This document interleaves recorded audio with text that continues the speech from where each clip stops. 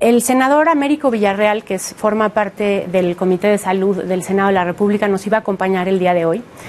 No pudo por circunstancias, la verdad, insólitas de discusiones en la Cámara.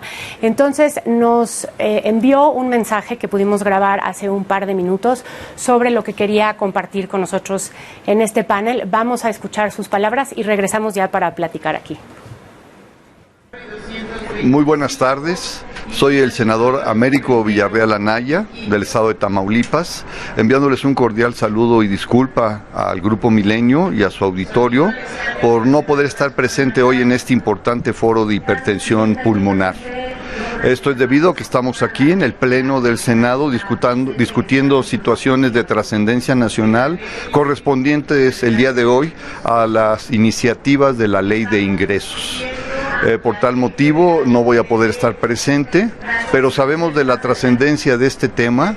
Hemos estado en contacto con el Departamento Cardiopulmonar del Instituto Nacional de Cardiología, al cual le agradezco la información que nos proporcionó y las circunstancias de las encuestas que tienen de los pacientes que aquejan este tipo de padecimiento y a su vez de las oportunidades diagnósticas y de tratamientos que se tienen.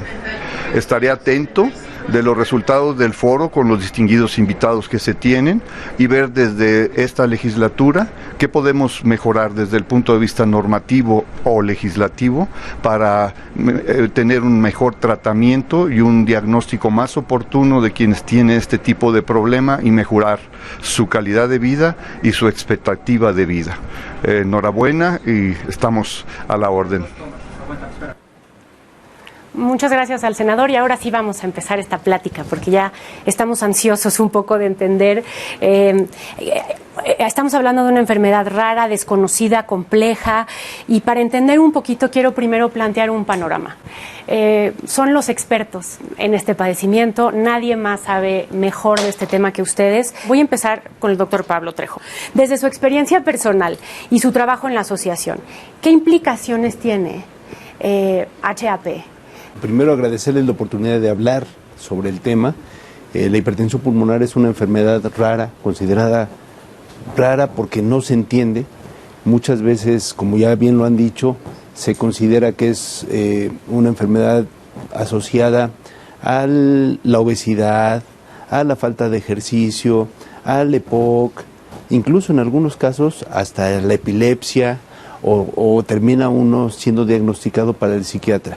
O sea, es una enfermedad rara que requiere de que los especialistas se den cuenta que las personas no pueden respirar de manera adecuada. Que una persona normal que camina 50 pasos y se siente agitado tendría que estar alertándose de que pudiera tener alguna obstrucción en la arteria pulmonar y que eso pudiera derivarse en hipertensión pulmonar. Entonces, es una enfermedad rara, es una enfermedad, como ya lo dijeron también, que los medicamentos son costosos, por lo tanto es catastrófica para la familia. Imagínate una familia que tiene que pagar 70,000 pesos mensuales por un medicamento, sí. Pues evidentemente no lo va a hacer y entonces apelamos a que el servicio de salud sea quien nos entregue estos medicamentos, quien pueda hacer. Entonces, ¿qué está haciendo la asociación? Pues hacerla visible y estamos tratando de comulgar con los legisladores para ver si es posible que lo que antes se llamaba guías de práctica clínica, que no se han actualizado hace 15 años, lo podamos hacer. Que vamos a tocar ese tema otra vez un poco más adelante, porque es interesante, y dejemos sobre la mesa esto de pues cómo estamos o no estamos, o están ustedes interactuando también, ¿no?, con la parte de gobierno para entender cómo funciona una política pública correcta para atender este tipo de necesidades. Doctor Héctor Valdés, ¿por qué es tan peligroso? ¿Por qué es tan peligrosa la HAP y cuáles son las tasas de mortalidad de este padecimiento? Bueno, la hipertensión pulmonar es una enfermedad, como lo dice Pablo, de baja sospecha. La gente se da cuenta muy tarde y los médicos también de la enfermedad. Es una enfermedad al día de hoy incurable, progresiva y mortal. Y desafortunadamente se diagnostican muy tarde. En nuestro país anda alrededor de 15 a 16 meses el tiempo que tarda una persona desde que tiene síntomas y que acude a un hospital y se diagnostica. Y de ahí un poco, ¿cuáles son las tasas? O sea, ¿cuántas personas sobreviven? ¿Cómo digamos, vemos esta tragedia? Porque ya decían, es al final mortal. Si el paciente no tiene acceso a fármacos, es menos de 3 años, cuando está en etapas avanzadas. Es una enfermedad que puede llegar a tener una mortalidad más alta incluso que el cáncer o que algunos tipos de cáncer. Sin embargo, el acceso a fármacos modifica eso y sabemos que hay pacientes o tenemos pacientes quienes vemos este tipo de enfermedad en la práctica cotidiana que pueden vivir 10 años o más. Sin embargo, a pesar de tratamiento, si no se mantienen en bajo riesgo de mortalidad, la mortalidad puede llegar a ser de 25 a 30% en los siguientes 5 años, a pesar de recibir tratamiento, algunos pacientes. Muchas gracias. Doctora Alicia, ¿por qué es tan difícil de diagnosticar? Ya nos han dicho un poco que los médicos piensan que es otra cosa, ¿no? Pero, ¿por qué es tan difícil atinarle? ¿Por qué tarda tanto? ¿Y cuáles son los errores más comunes que se cometen en este proceso y por qué? No lo sabemos. Es tan difícil porque nos falta entrenamiento, porque a la población general le falta alerta de la enfermedad. Por ejemplo, hay mucha difusión en cáncer de mama, hay mucha difusión en infarto. En los servicios de urgencias llegan las personas y dicen, creo que tengo un infarto. Pero a nosotros no va a llegar una persona y va a decir, creo que tengo hipertensión pulmonar. Entonces, justamente necesitamos una alerta. Fatiga, falta de aire, sin diagnóstico.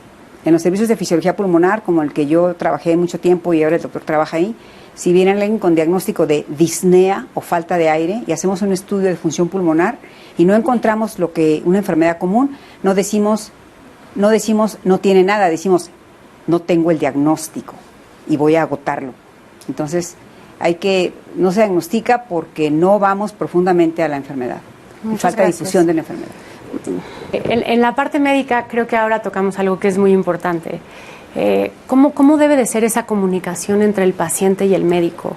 ¿Cómo generar que lo que el paciente quiere decir se transmita de manera correcta y que lo que el médico debe de decirle al paciente sobre lo que tiene sea algo también que el paciente pueda manejar, ¿no? Y entender?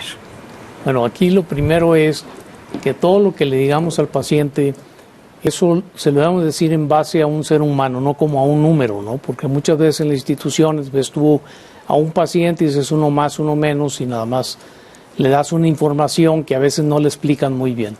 Es por un lado, ponernos en el lado del paciente y saber qué es lo que piensa él de acuerdo a la información que le vamos a dar. Y la otra es, la mayoría de los pacientes cuando llegan con nosotros ya les han dicho que tienen un problema que es terminal, que se van a morir en unos 2 años y que no hay nada que hacer. Y eso en realidad en la actualidad no es cierto. Si eso hubiera pasado hace 10 años cuando empezamos con este tipo de estudio de estos padecimientos, pues sí, el paciente se moría en 2 o 3 años. Pero ahora con el tratamiento médico adecuado, esos pacientes pueden vivir con buena calidad de vida muchos años. Inclusive estudios recientes nos dicen que tal vez aumente la sobrevida, pero eso creo que a la larga se va a lograr, ¿no? Y lo otro es entender bien qué es lo que piensa el paciente y explicarle qué tipo de padecimiento tiene, porque cuando hablamos de hipertensión pulmonar no estamos hablando de un solo padecimiento, son más de 4 grupos los que pueden producir hipertensión pulmonar. Entonces tenemos que decirle al paciente qué tipo de hipertensión tiene usted, porque a veces no les dicen, a veces les dicen tiene hipertensión pulmonar y se va a morir, lo cual no es cierto. Entonces lo que tenemos que hacer primero es entender cuál es la pregunta que nos hace el paciente, si viene ansioso o no viene ansioso, qué información trae y corregirlo, o sea, no nomás decirle tienes hipertensión pulmonar y te vas a morir. Doctor Pablo, ¿por qué es tan importante que justo haya una atención adecuada para que mejore la calidad de vida de los pacientes? ¿Y en qué consiste una atención adecuada? Bueno, una atención adecuada va a consistir desde el momento en que el paciente tiene estos síntomas y que la persona que lo atiende, el médico que lo atiende, sepa que puede tratarse de hipertensión pulmonar, porque entonces eso va a reducir el tiempo del diagnóstico, que es lo que nos hemos enfocado. Una de las grandes cuestiones que hemos manejado es cómo difundimos que existe esta enfermedad para que los médicos estén conscientes que existe y que puedan llevarlos o encaminarlos al diagnóstico adecuado. tenemos clasificados en 5 tipos la enfermedad y hay diferentes fármacos para cada uno de los tipos. El único que puede ser curable si los coágulos, como decía el doctor, son centrales y se quitan a través de una operación, pues es la tromboembolia crónica, pero en el caso de que sean distales, pues existen fármacos interesantes que se pueden hacer. Entonces el diagnóstico es la primera parte. Si eres diagnosticado a tiempo, tienes una posibilidad de, siendo bien tratado, de una sobrevida. Después viene el problema del tratamiento, porque si bien es cierto que en el mundo hay 14 fármacos, en nuestro país solamente 4 están aprobados, y esos 4 en una de las instituciones de salud se dan, y eso se dan a veces cuando no hay problemas de surtimiento del medicamento, cuando no hay problemas de registro, cuando no hay problemas de otro tipo. Y en el otro ni siquiera, o sea, el único medicamento, hay un solo medicamento que es el que se da. Entonces, ¿qué necesitamos? Pues que esos medicamentos, que se tuvieran medicamentos, que se pudiera dar el tratamiento, entonces ya sería darle seguimiento y la sobrevida a los pacientes. ¿Qué quiere decir esto? ¿Qué quiere decir esto? Que nos dan el medicamento y yo prefiero el producto milagro y no me tomo el medicamento, ¿no? Y entonces ahí tengo mis cajitas con el medicamento, como bien lo han dicho, es carísimo y que los pacientes, por no ser disciplinados, no lo ocupan adecuadamente. Entonces también los pacientes debemos de hacer conciencia de que si nos están dando el medicamento, si está haciendo un esfuerzo el gobierno, nosotros tenemos la obligación de tomar nuestros medicamentos en tiempo y forma. Creo que ese es un problema que no solo se da con este padecimiento, ¿verdad? Somos un poco displicentes con los medicamentos a veces. Doctora Arturo Gómez, ¿cómo se puede integrar o hay un espacio que permita integrar y capacitar al cuerpo médico para que pueda atender este padecimiento? Porque ¿qué es lo que sucede? Que pueden llegar con alguien que no lo conoce y pues se tardan 15 meses en poder dar un diagnóstico. ¿Y qué tan importante es también de alguna manera que el paciente tenga o se atienda con un equipo médico multidisciplinario? Es que el problema que yo veo con la hipertensión pulmonar o hipertensión arterial pulmonar es que esta enfermedad no se enseña en las universidades. No se dan pláticas, no se dan cursos de hipertensión arterial pulmonar. Pues lo primero que tienes que hacer es divulgar el conocimiento de la hipertensión pulmonar. Por eso es una enfermedad multidisciplinaria, porque tienen que participar cirujanos, cardiólogos, radiólogos, reumatólogos, ginecólogos, otorrinos, en fin. Entonces, para poder integrar estos centros, primero tienes que difundir la enfermedad. Una vez que se conozca la enfermedad, entonces ya puedes escoger cierto tipo de especialistas en las diferentes ramas que he mencionado y tratar de integrarlos para el manejo y para el diagnóstico de hipertensión pulmonar. Nosotros como asociación intentamos ir a las universidades a pedirles que ahora precisamente que fue el Día del Médico hiciéramos un foro en cada una de las universidades para dar a conocer la enfermedad. Claro. Y resulta que todos eran especialistas en hipertensión pulmonar arterial y en hipertensión pulmonar. Entonces uno dice, bueno, pues si tenemos los especialistas en las escuelas, ¿cómo es posible que no puedan diagnosticar bien? Y se los digo porque hicimos todo el recorrido de todas las universidades públicas y privadas. Bueno, pero yo aquí quisiera abundar, Regina y Pablo, que una cosa es la información que tenemos en las universidades, pero también es cierto que en los hospitales, en los que hablando de posgrado, en los que se entrenan cardiólogos, neumólogos, reumatólogos, internistas, cirujanos de tórax, ahí hay un gran conocimiento de la enfermedad. Lo que nos falta es que sea obligatorio o esté normado por la ley, que sea obligatorio en los diferentes sistemas de salud, que son diferentes sistemas de salud, que tenemos que tener uno más unitario, el trabajo multidisciplinario. Porque sí es cierto que en las escuelas de medicina puede ser cierto, a nivel pregrado podemos tener una circunstancia, pero otra muy diferente. Vete al centro médico en el IMSS, el ISSSTE es lo mismo, los institutos de salud tienen equipos espléndidos. Entonces necesitamos realmente que ese cardiólogo especialista que tiene un entrenamiento fantástico y su colega neumólogo que también lo tiene, que el reumatólogo, el cirujano, trabajemos en conjunto. pero no porque yo quiero, sino porque sea obligatorio en mi institución que yo trabaje en conjunto con mis colegas. Eso es importante. ¿Qué tipo de infraestructura se necesita y dónde estamos en ese sentido en México? ¿Qué tipo de infraestructura médica necesitamos justo para que no pase esto, para que estos islotes de médicos que sí conocen el padecimiento llegue ese conocimiento a los demás y podamos tener un sistema un poco más eficiente de diagnóstico y de tratamiento? Se puede tener con los mismos recursos, creo yo, un sistema muy eficiente en 3 ámbitos. Primeros niveles. Estamos hablando de medicina familiar, o medicina general, según se llamen los diferentes sistemas. Ahí se necesita esto, difusión de la enfermedad al equipo de salud, médicos, enfermeras, y a la población. Segundo niveles, ahí son las minas de sal, ahí son consultas, 30 consultas en un día, y el acceso expedito a los terceros niveles. Y en los terceros niveles, ahí sí todo el acceso a herramientas de punta, que las hay en el país, eco, no es lo mismo un eco cualquiera que un ecocardiografista experto en ventrículo derecho, ahí estamos hablando de otra cosa.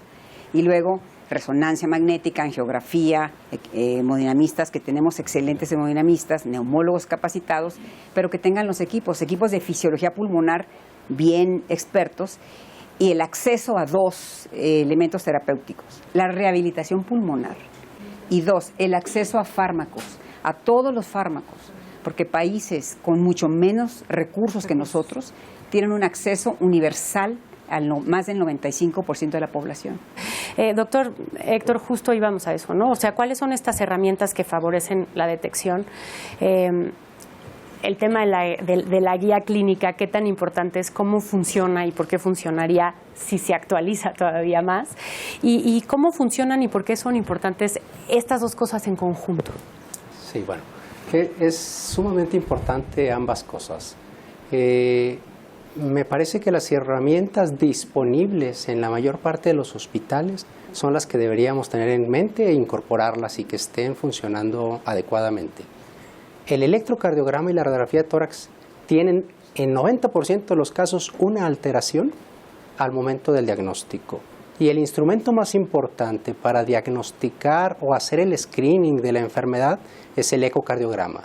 No es invasivo, está disponible, en 20 minutos, 30 minutos se pueden dar cuenta si hay una presión de la arteria pulmonar incrementada y ser referido rápidamente a un centro experto.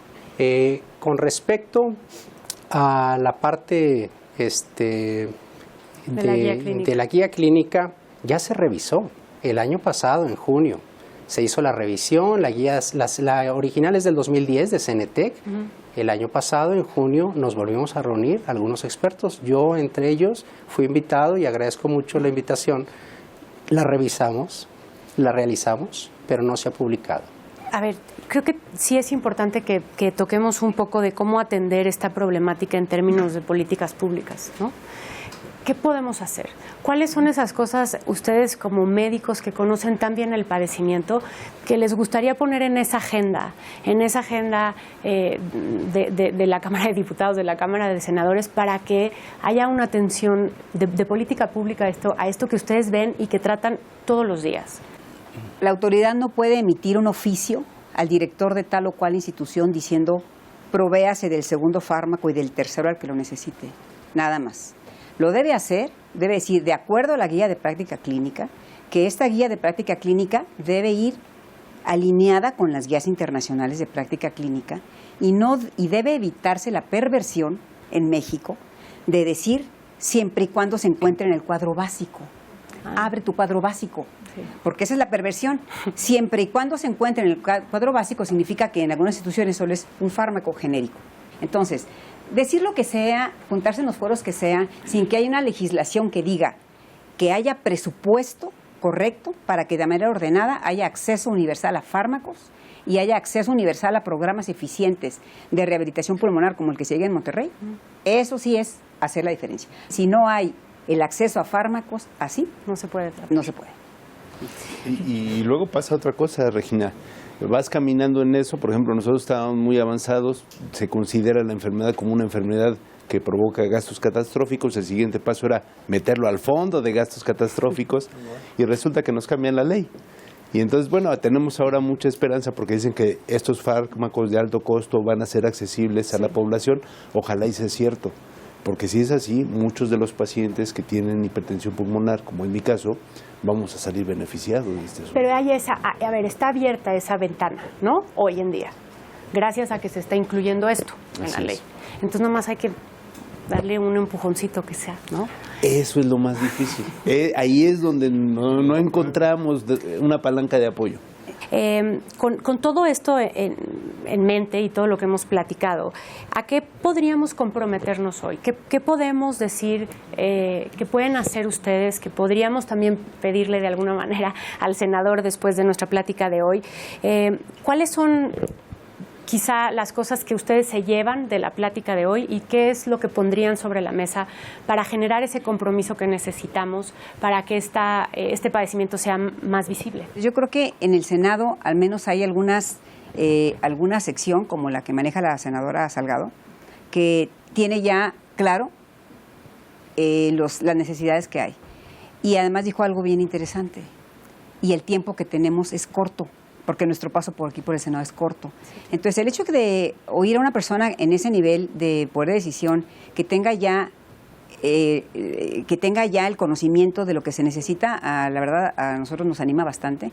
Y creo que lo que vamos a hacer ahorita quizás sería, pues, el doctor Gómez como presidente de la Asociación de Circulación Pulmonar de México, nosotros como expertos en hipertensión pulmonar, el doctor Trejo desde su trinchera, podríamos a lo mejor comprometernos a poner, no sé, en un escrito que llegue a las manos de esta otra parte del Senado, y porque realmente no es que tengamos dudas de lo que se requiere. Yo creo que todos los que estamos aquí ya sabemos lo que se requiere. Otros expertos, que hay muchos más expertos en la enfermedad, ya saben lo que se requiere. Pero necesitamos que quien puede aterrizar estas iniciativas, pues lo quiera hacer. Vamos a ver entonces que se comprometa a hacer el escrito, ¿no? De alguna manera. Doctor Arturo, ¿usted con qué se queda un poco de esto también? Es que yo estoy de acuerdo en que debemos platicar con el Senado para que nos den apoyo en lo que está mencionando, ¿no? Pero creo yo que también debemos de trabajar en tratar de hacer el diagnóstico temprano. Yo creo que eso también es importante, que eso es lo que estamos tratando de hacer a través de nuestra sociedad. Inculcarle a los médicos de multiespecialistas que existe la enfermedad. También debemos de trabajar en hacer los diagnósticos tempranos de los pacientes que tienen hipertensión pulmonar, porque la mayoría nos llegan en estadios 3, 4, ya muy avanzado, ¿no? Yo estoy seguro que hay muchos pacientes que tienen hipertensión pulmonar y que no se diagnostican, se tratan mal y se pierde la oportunidad de llevar una vida normal, inclusive si tienen tromboembolia pulmonar crónica, curarlos. Doctor Pablo, presupuesto.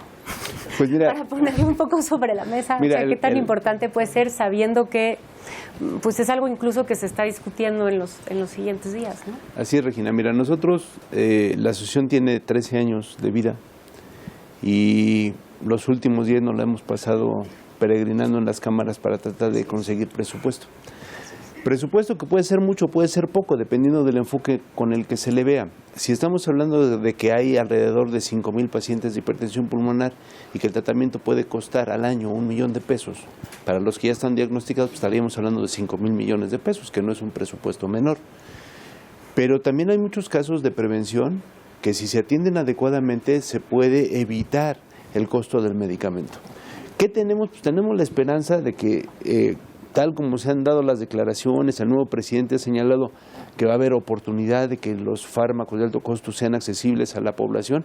Pues nosotros tenemos la esperanza de que eso ocurra, tenemos la esperanza de que este nuevo Instituto de Salubridad y Bienestar en realidad asuma su responsabilidad para atender a las personas que más necesitan este tipo de medicamentos. Y no hablo nada más de la hipertensión pulmonar, hablo en general de los medicamentos. Y entonces, ¿cuál es nuestro compromiso? Pues seguir difundiendo que existe una enfermedad, seguir señalando cuáles son las carencias, seguir diciendo que hay mucho más mujeres que hombres que padecen esta enfermedad. Estamos al 8x2. Es una enfermedad incluso que si le pudiéramos manejar con género, pudiéramos generar una política pública de género, ¿no? Claro, para eso se requiere mucha fortaleza, mucha fuerza, mucho tiempo, y los pacientes de hipertensión pulmonar lo que menos tenemos es tiempo y fortaleza. Doctor Héctor, para concluir un poco con todo esto que estamos hablando, ¿Cuál es ese siguiente paso que se puede dar? Yo me sumo a los comentarios que han hecho previamente de que debe haber un documento visible, una postura, a lo mejor de los médicos, de los integrantes de este foro, de las instituciones con respecto a la enfermedad, que sea visible ante el sector salud. Creo que debo tratar de gestionar más sobre la publicación junto con los médicos que participamos en la guía, porque trabajamos en ello, le dedicamos tiempo, está realizada, falta que se publique, tiene que estar visible. Visible, sí. Creo que debemos trabajar en eso y yo creo que debemos trabajar más juntos. Muchas gracias. Quiero agradecerles muchísimo que nos hayan acompañado. Gracias a los que están con nosotros, los que mandaron sus preguntas, y estaremos al pendiente porque vamos a seguir con este tema y vamos a darle, digamos, una importancia en nuestra agenda como parte de Milenio Foros. Muchas gracias por todos y muy buenas noches.